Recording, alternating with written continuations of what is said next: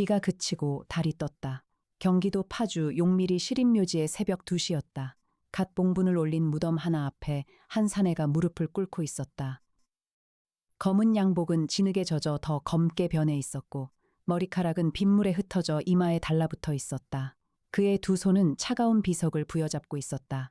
사내의 이름은 한도윤, 나이 38. 강남에서 손꼽히는 성형외과 원장이었다. 비석에는 이렇게 적혀 있었다. 사랑하는 아내 서윤이 여기 잠들다.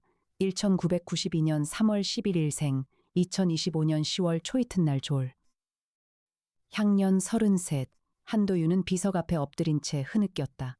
어깨가 들썩였고 목구멍에서는 짐승 같은 울음이 새어나왔다. 결혼한 지 4년, 그동안 단 하루도 그녀를 사랑하지 않은 날이 없었다.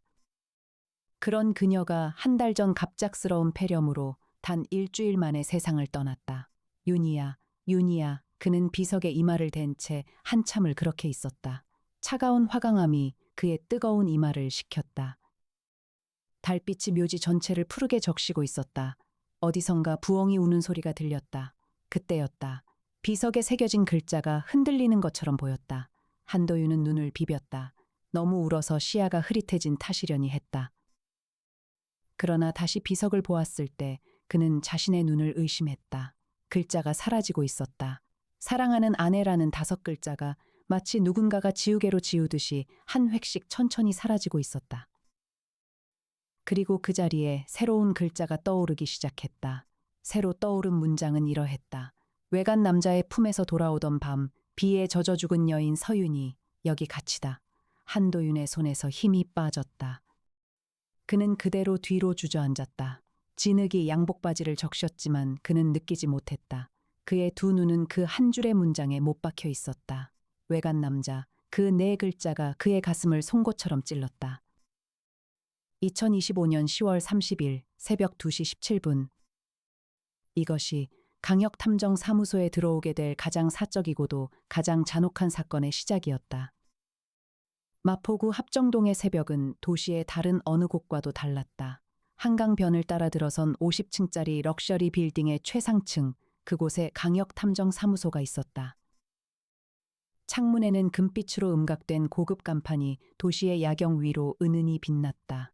2025년 10월 31일 아침 9시, 강혁은 사무소 가장 안쪽의 자기 방, 통유리 창 앞에 서서 한강을 내려다보고 있었다. 키 1m 85, 몸무게 75kg, 검게 그을린 얼굴에 짧게 깎은 머리, 한쪽 눈썹을 가로지르는 옅은 흉터가 아침 햇살에 도드라져 보였다. 그는 흰 셔츠에 소매단을 2번 접어 올린 채로 손에는 진한 에스프레소 잔을 들고 있었다. 서울지방경찰청 강력계에서 16년, 그곳을 나온 지는 3년이 되었다. 아버지의 유산이 그를 억만장자로 만들어 주었지만 그는 단 하루도 일을 쉬지 않았다. 그에게 사건이란 다른 이들에게는 영화 한 편이지만 누군가에게는 잃어버린 평생이었다. 문이 열렸다. 이에나가 들어왔다. 29, 훤칠한 키에 둥근 안경, 검은 머리는 단정하게 묶여 있었고 손에는 태블릿을 들고 있었다. 그녀는 사무소의 다른 직원들이 모두 출근하기 1시간 전 늘 가장 먼저 와 있었다. 탐정님, 이에나의 목소리는 차분했다. 어떤 상황에서도 흔들리지 않는 그 특유의 차분함이었다. 오전 10시에 의뢰인 한 분이 오시기로 했어요. 한도윤 씨, 38 강남에서 성형외과를 운영하시는 분이에요. 어젯밤 11시에 전화로 예약을 잡으셨는데 목소리가 거의 무너져 있었어요. 무슨 일로? 아내분이 한 달 전에 돌아가셨대요. 폐렴으로요. 그런데 어젯밤 묘지에 갔다가 자기 눈을 의심할 일을 봤다고 하셨어요. 강혁이 천천히 돌아섰다. 무슨 일을 봤는데? 전화로는 그것까지는 말씀하지 않으셨어요. 만나서 직접 얘기하시겠다고요. 다만 한 가지, 이 말은 하셨어요. 비석이 거짓말을 하지 않는다는 걸 알게 되었다고요. 강혁은 잠시 말이 없었다. 에스프레소 잔을 입가로 가져갔다가 다시 내렸다. 애나 씨, 네, 탐정님. 커피 한 잔 더 부탁할게요. 그리고 한도윤 씨 자료 좀 더 자세히 알아봐 줄래요? 아내분 부고 기사 병원 진단서 그날 동선까지요. 이미 준비하고 있어요. 이에나는 살짝 미소를 지었다. 그녀는 늘 강혁보다 한 발 빨랐다. 강혁이 무언가를 부탁하기 전에 이미 그것을 준비해 두는 것이 그녀의 습관이었다. 오전 10시 정각, 한도윤이 사무소 응접실로 들어섰다. 검은 정장에 검은 넥타이, 얼굴은 한 달 사이에 10년은 더 늙어 보였다. 두 눈은 충혈되어 있었고 두 손은 가만히 있지 못한 채 서로를 비비고 있었다. 그는 응접실의 가죽 소파에 앉으면서 깊은 숨을 내쉬었다. 강혁이 맞은편에 앉았다. 이해나는 강혁의 옆자리, 한 걸음 떨어진 의자에 앉아 태블릿을 펼쳤다. 강혁 탐정님, 한도윤이 입을 열었다. 목소리가 떨렸다. 제가 미친 사람으로 보이실 수도 있습니다. 그래도 들어주십시오. 천천히 말씀하세요, 한 원장님. 강혁의 목소리는 낮고 단단했다. 한도윤은 자신이 어젯밤 본 것을 이야기했다.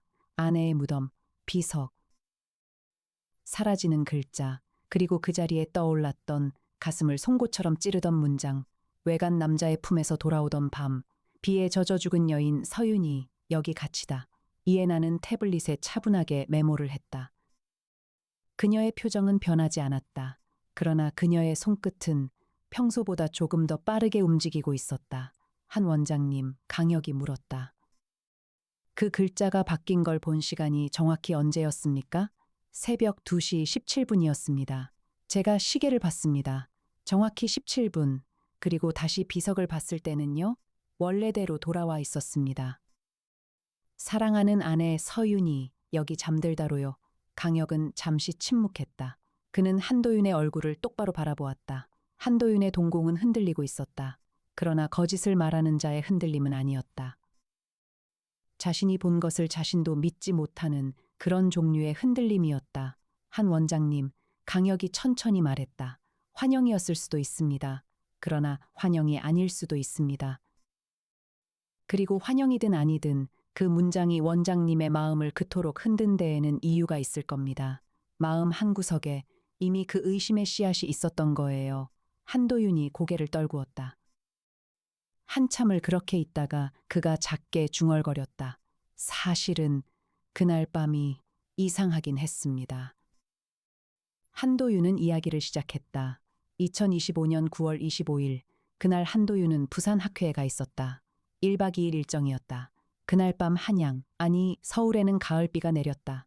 첫 추위가 오는 차가운 비였다. 서윤이는 그날 오후 친구의 결혼식에 간다고 했다. 식이 끝나면 친구들과 저녁을 먹고 일찍 들어오겠다고 했다. 한도윤이 부산에서 마지막으로 통화한 것은 오후 5시였다. 그때 윤희의 목소리는 평소와 같았다. 밝고 조금 들떠 있었다. 다음 날 아침, 한도윤이 부산에서 돌아왔을 때 윤희는 침대에 누워 있었다. 열이 38도가 넘었다. 그녀는 미안한 듯이 웃으며 말했다. 어제 비 맞고 좀 걸었더니 감기 걸린 것 같아. 택시는 왜 안 탔어? 비가 너무 와서 택시가 안 잡혔어. 한참 기다리다가 그냥 좀 걸어보고 싶어서 걸었어. 그 말이 그때는 이상하지 않았다. 윤희는 가끔 그런 사람이었다. 비를 좋아했고 가을을 좋아했고 혼자 걷는 것을 좋아했다. 그러나 다음 날 그녀의 열은 40도를 넘었다. 폐렴 진단이 나왔다. 입원했고 중환자실로 옮겨졌다. 일주일 만에 그녀는 세상을 떠났다. 한도윤이 그녀의 손을 잡고 있을 때였다. 그녀의 마지막 말은 이러했다. 여보, 미안해. 정말 미안해. 저는 한도윤이 목이 메어 말을 잇지 못했다. 그 말이 저를 두고 가는 게 미안하다는 말인 줄 알았어요. 그런데 어젯밤 그 비석을 본 후로 그 말이 다른 뜻일 수도 있다는 생각이 강혁은 고개를 끄덕였다. 한 원장님, 한 가지만 여쭙겠습니다. 사모님이 그날 결혼식에 간다고 하신 친구의 이름 혹시 아십니까? 김미연이라고 했습니다. 윤희의 대학 동기예요. 감사합니다. 강혁은 일어섰다. 의뢰를 받겠습니다. 정확히 무엇을 알고 싶으신지 말씀해 주십시오. 한도윤은 한참을 망설였다. 그리고 마침내 떨리는 목소리로 말했다. 진실을요. 윤희가 정말 그날 밤 다른 남자와 있었는지 아니면 제가 미친 것인지 그것만이라도 알고 싶습니다. 한도윤이 떠난 후 사무소에는 정적이 흘렀다. 이해나가 태블릿을 덮으며 강혁을 바라보았다. 탐정님, 솔직히 말씀드려도 될까요? 말해봐요, 애나 씨. 이 의뢰는 잔인할 수도 있어요. 진실이 어느 쪽이든요. 만약 사모님이 결백하다면 한 원장님은 자신의 환각에 평생 시달리실 거예요. 만약 그렇지 않다면 그분은 평생의 사랑을 두 번 잃는 거예요. 한 번은 죽음으로, 한 번은 배신으로요. 강혁은 창밖을 바라보았다. 한강 위로 가을 햇살이 부서지고 있었다. 그래도 진실은 알아야 해요. 모르는 채로 사는 것이 더 잔인할 때도 있으니까요. 이에 나는 잠시 강혁의 옆 얼굴을 바라보았다. 그 흉터, 그 단단한 턱선, 그리고 그 깊은 눈빛을 그녀는 늘 그를 그렇게 바라보았지만 한 번도 들킨 적은 없었다. 적어도 그녀는 그렇게 믿고 있었다. 알겠어요, 탐정님. 2025년 10월 31일 오후 2시 강혁과 이해나는 강혁의 검은 세단을 타고 서울 시내를 달리고 있었다. 강혁이 운전을 했고 이해나는 조수석에서 태블릿을 보고 있었다. 김미연 씨 찾았어요. 이해나가 말했다. 서윤희 씨의 대학 동기 맞아요. 그런데 탐정님 이상한 게 있어요. 뭐가요? 김미연 씨가 결혼한 건 2023년 5월이에요. 2년 반 전이에요. 2025년 9월 25일에는 결혼식이 없었어요. 강혁이 천천히 핸들을 돌렸다. 차가 청담동 방향으로 꺾였다. 역시 한 원장님 사모님은 그날 결혼식에 간 게 아니었어요. 이해나는 잠시 침묵했다. 그리고 작은 한숨을 내쉬었다. 이건 시작에 불과한 것 같아요, 탐정님. 오후 3시. 두 사람은 한강변의 한 호텔 앞에 도착했다. 호텔 더 리버사이드. 강혁이 평소 알고 지내던 그 호텔의 부지배인을 찾아 안으로 들어갔다. 강 탐정님 오랜만이십니다. 부지배인은 강혁을 보고 반갑게 인사했다. 강혁은 형사 시절부터 이 호텔에서 몇 건의 사건을 맡은 적이 있었다. 그때마다 호텔의 평판을 지켜준 사람이 강혁이었기에 부지배인은 그에게 늘 호의적이었다. 부탁이 하나 있어요. 말씀하시지요. 9월 25일 그날 이 호텔에 묵었던 분 중에 서윤이라는 분이 있었는지요? 아니면 그 이름으로 예약이 들어왔는지요?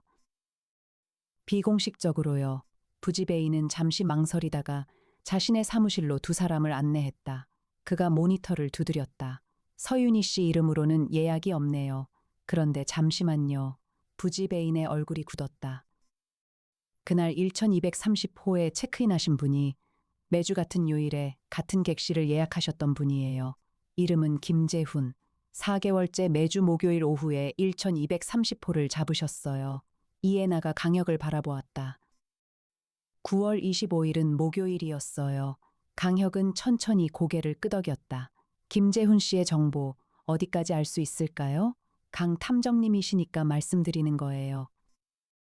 카드 결제 기록상 김재훈 씨는 강남구 역삼동의 한 광고 대행사 대표이세요. 회사 이름은 KJ 크리에이티브. 호텔을 나온 두 사람은 다시 차에 올랐다. 강혁이 핸들을 잡았지만 시동은 걸지 않았다. 그는 잠시 운전대 위로 손을 모은 채 가만히 있었다. 애나 씨, 네, 탐정님. 이 일은 끝까지 가야 할까요?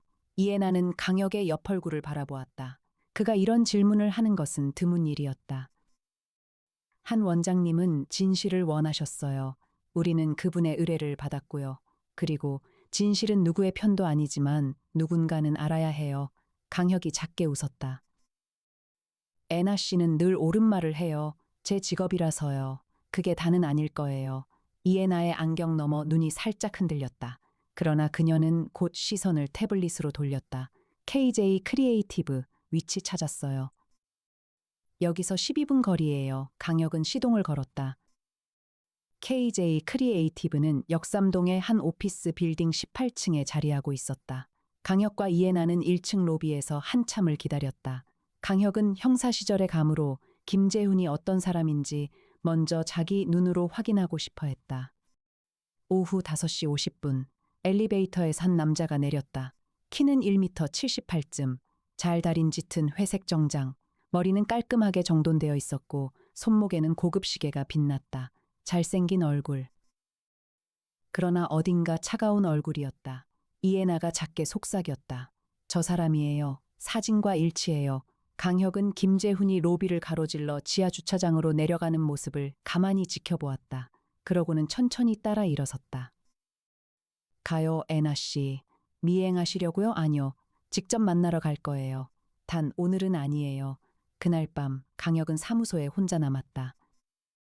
이해나는 평소보다 늦게까지 자료를 정리하다가 밤 10시쯤 사무소를 떠났다. 강혁은 자기 방의 통유리 창 앞에 서서 한강의 야경을 내려다보고 있었다. 전화벨이 울렸다. 발신자는 형이었다. 강민혁. 검찰청 고위 간부. 강혁이 형사를 그만두고 탐정사무소를 차린 후에도 형은 늘 동생 옆에 있어 주었다. 형, 혀가. 오늘 KJ 크리에이티브 회사 김재훈 씨, 우리 쪽에서 자료 봤다. 빠르네, 형. 그 인간 좀 조심해라. 깨끗한 사람은 아니야. 광고 일로 돈 세탁 의심을 받은 적도 있고, 작년에는 강남에서 폭행 시비가 한 번 있었어. 합의로 끝났지만, 고마워, 형. 혀가. 응. 내가 맡은 그 일에 사모님 일 맞지? 조심해라. 이런 종류의 진실은 의뢰인을 살리지 못해. 너도 알잖아. 강혁은 잠시 침묵했다. 알아, 형. 그래도 의뢰인이 원하면 끝까지 가야 해. 전화를 끊고 강혁은 한참을 그렇게 서 있었다. 2025년 11월 초 이튿날 월요일 오전 강혁과 이해나는 한도윤의 집을 다시 찾았다. 그날 강혁은 한도윤에게 한 가지를 부탁했다. 서윤이의 휴대전화, 그녀가 마지막까지 쓰던 그 휴대전화. 한도윤은 망설였다. 한 달 동안 그는 그 전화기를 단 한 번도 켜지 않았다. 차마 그럴 수가 없었다. 그러나 결국 그는 강혁에게 그것을 건넸다. 이해나가 그 전화기를 받아들고 자기 가방에서 작은 케이블을 꺼냈다. 비밀번호는 아세요? 윤희 생일이에요. 0311. 전화기가 켜졌다. 그동안 쌓인 알림이 화면 가득 쏟아졌다. 이해나는 차분하게 메시지 앱을 열었다. 그리고 채팅 목록을 살폈다. 대부분이 일상적인 대화였다. 친구들, 가족, 미용실 예약, 백화점 알림.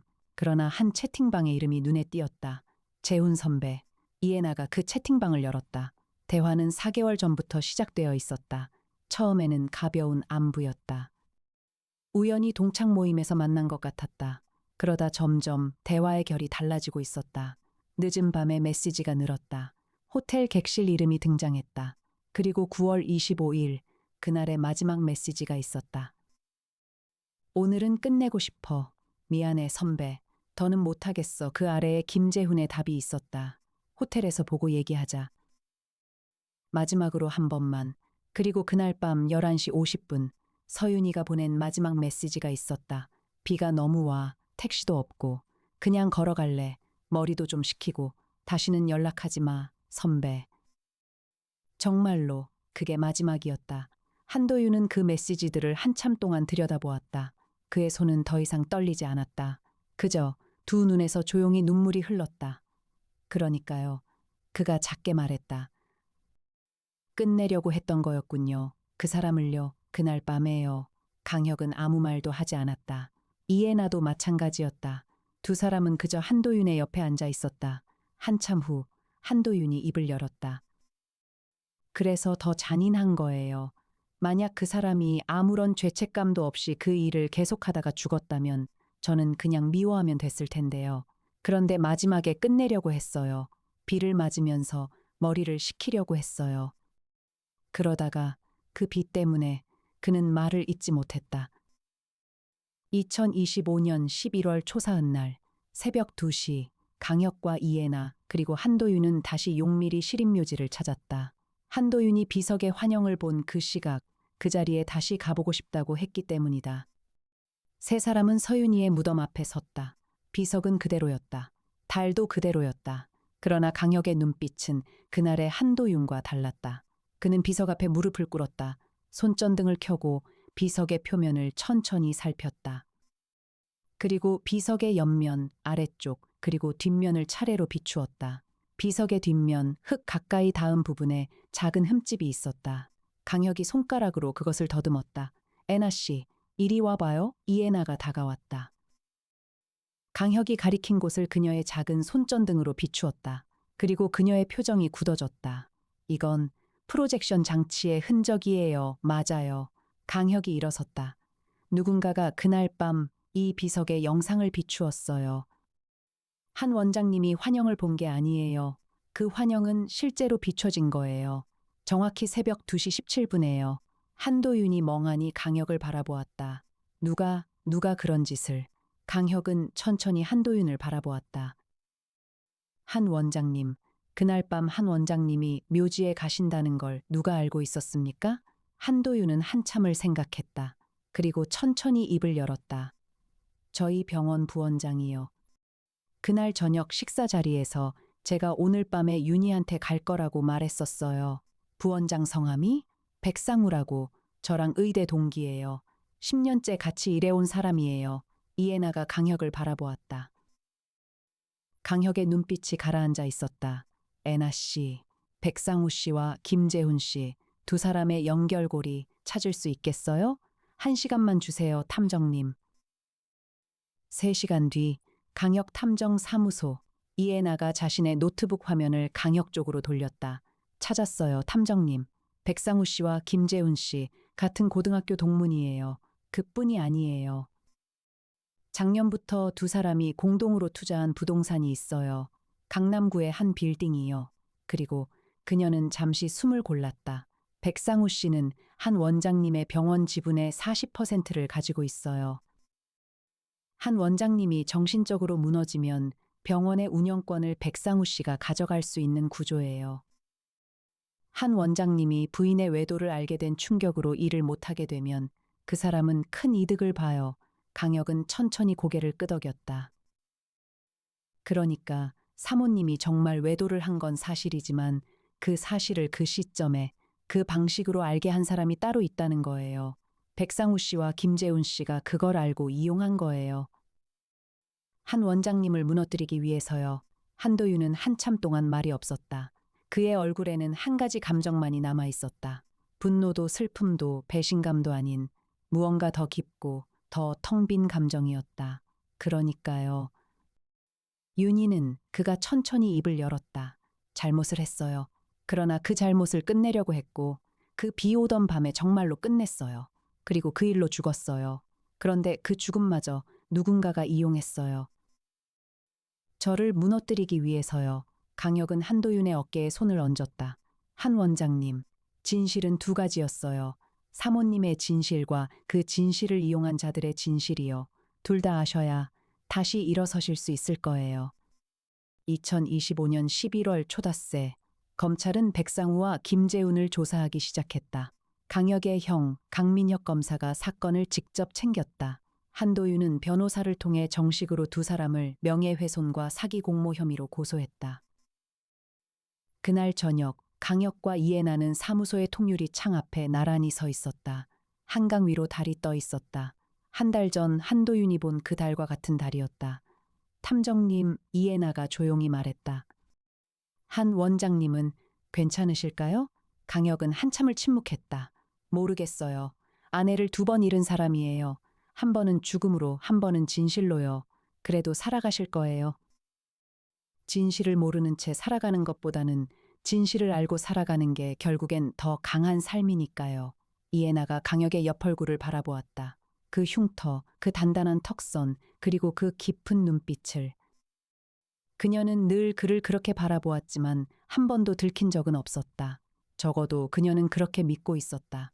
애나 씨, 강혁이 갑자기 말했다. 네, 탐정님, 저녁 같이 먹을래요? 이에나의 안경 너머 눈이 살짝 커졌다. 그러나 그녀는 곧 평소의 차분한 표정으로 돌아왔다. 네, 좋아요, 탐정님. 강혁은 작게 웃었다. 이번에는 김밥 말고요. 부검실에서나 김밥을 먹어요. 저혈당 예방용으로요. 알아요. 그래서 더 걱정이에요. 두 사람의 작은 웃음소리가 럭셔리 사무소의 고요한 공기 위에 잠시 머물렀다. 창밖의 한강 위로 달빛이 길게 흘렀다. 비석은 거짓말을 하지 않지만 그 비석 앞에 선 사람들의 마음은 늘 거짓과 진실 사이를 오가는 법이었다. 그러나 그 모든 것을 지나 결국에는 살아남은 사람들의 삶만이 남는다.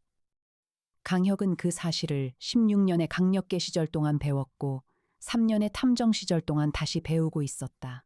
그리고 그 옆에는 늘 그보다 한 발 앞서 그의 길을 준비해두는 한 여자가 있었다.